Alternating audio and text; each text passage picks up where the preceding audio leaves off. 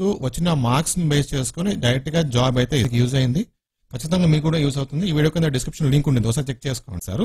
ఆ merit list prepare చేసిన తర్వాత అప్లై చేసుకోవచ్చు. సో ఇంకా ఇక్కడ హౌ టు అప్లై. రైల్వే శాఖ నుంచి ఒక జాబ్ నోటిఫికేషన్ అయితే వచ్చిందండి. సో 550 పోస్టులు అయితే ఫిల్అప్ చేయబోతున్నారు ఈ నోటిఫికేషన్ ద్వారా.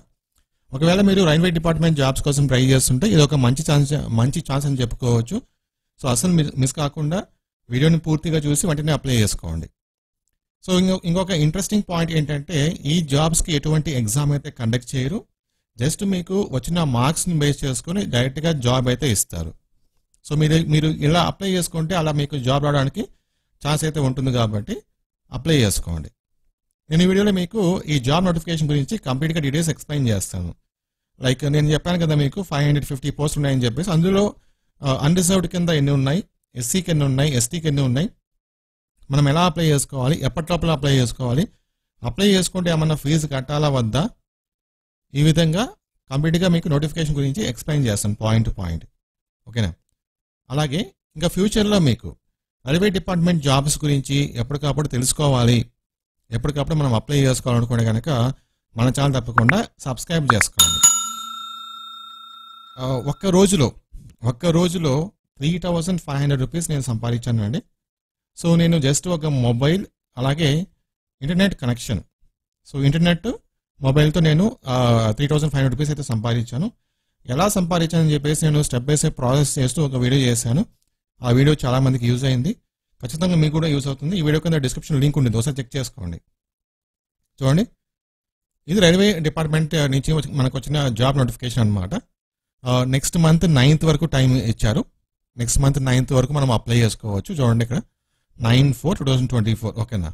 తర్వాత ఇక్కడ వేకెన్సీస్ అయితే క్లియర్గా మెన్షన్ చేస్తారు. ఫిట్టర్, అలాగే welder, mechanics, painter, carpenter, electrician, ఇవన్నీ కూడా. సో అన్రిజర్వ్డ్కి అయితే 279 వేకెన్సీస్ ఉన్నాయి. ఎస్సీ వాళ్ళకి అయితే 83 ఉన్నాయి, ఎస్టీ వాళ్ళకి 41, ఓబీసీ వాళ్ళకి 147, టోటల్గా 550. ఓకే. అలాగే PWD 16, ex service men 16. Next mode of selection. ఏ విధంగా సెలక్షన్ చేస్తారు చూడండి. Selection will be on the basis of merit list. Okay. So అంటే మీకు 10th క్లాస్లో వచ్చిన మార్క్స్ని బేస్ చేసుకొని, అలాగే ఐటీఐలో వచ్చిన మార్క్స్ని బేస్ చేసుకొని ఒక మెరిట్ లిస్ట్ ప్రిపేర్ చేస్తారు. ఆ మెరిట్ లిస్ట్ ప్రిపేర్ చేసిన తర్వాత క్యాస్ట్ వైజ్గా రిజర్వేషన్ ప్రకారంగా జాబ్ అయితే ప్రొవైడ్ చేస్తారు. ఇంకేం ఉండదు అనమాట. అదొకటి. నెక్స్ట్ చూడండి, ఎలిజిబిలిటీ కండిషన్స్. ఏజ్ చూస్తే కనుక మినిమం మనకు 15 ఇయర్స్ అయితే కంప్లీట్ అయిన వాళ్ళు అప్లై చేసుకోవచ్చు. మ్యాక్సిమం 24 ఇయర్స్ అనమాట. ఒకవేళ మీకు రిజర్వేషన్ ఉంటే, లైక్ మీరు ఎస్సీ ఎస్టీ క్యాండిడేట్ అయితే కనుక ఏజ్లో కూడా రిలాక్సేషన్ అయితే ఉంటుంది. ఎస్సీ ఎస్టీ వాళ్ళకు 5 ఇయర్స్, ఓబీసీ వాళ్ళకి 3 ఇయర్స్. అలాగే పీడబ్ల్యూడీ ఎక్స్ సర్వీస్ వాళ్ళకు పీడబ్ల్యూడీ వాళ్ళకు 10 ఇయర్స్ ఉంటుంది. ఓకేనా. ఎక్స్ సర్వీస్ వాళ్ళకు 10 ఇయర్స్ ఉంటుంది. నెక్స్ట్ మినిమం ఎడ్యుకేషన్ క్వాలిఫికేషన్ నేను చెప్పాను కదా, 10th క్లాస్తో పాటు మనకు ఐటీఐ సంబంధించిన సర్టిఫికేట్ అయితే మన దగ్గర ఉండాలి. Payment of fees. ఈ పోస్ట్కి మనం అప్లై చేసుకోవాలనుకుంటే కనుక 100 రూపీస్ ఫీజు అయితే వాళ్ళు ఛార్జ్ చేస్తారు. ఒకవేళ మీరు ఎస్సీ ఎస్టీ విధంగా చూడండి, no fees is required to be paid by SC ST పీడబ్ల్యూడీ ఉమెన్ క్యాండిడేట్స్. వీళ్ళందరూ కూడా ఫీజు అయితే కట్టవసరం లేదు, డైరెక్ట్గా అప్లై చేసుకోవచ్చు.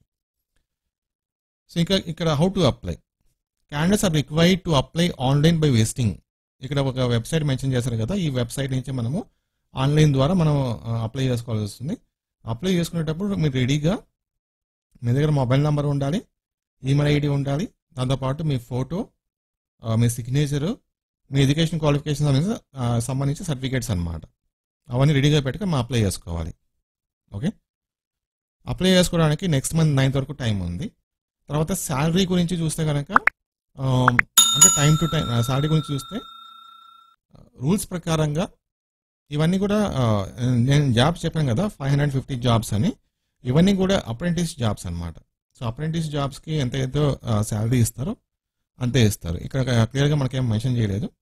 సో రూల్స్ ప్రకారంగా ఎంత అయితే ఇవ్వాలో అంత ఖచ్చితంగా మనకు శాలరీ అయితే ఇస్తారు. అదొకటి. ఓకే. సో నేను ఇది క్లారిటీ కదా, 550 జాబ్స్ వచ్చేసి ఇవన్నీ కూడా అప్రెంటిస్ జాబ్స్. సో అది గుర్తుపెట్టుకొని ఇంట్రెస్ట్ ఉన్న వాళ్ళు అప్లై చేసుకోవాలి. చూడండి, అది కూడా చూపిస్తాను మీకు. చూడండి, engagement of act apprentice for training under the apprenticeship act 1961. ఇవన్నీ కూడా అప్రెంటిస్ జాబ్స్ అన్నమాట. Thank you.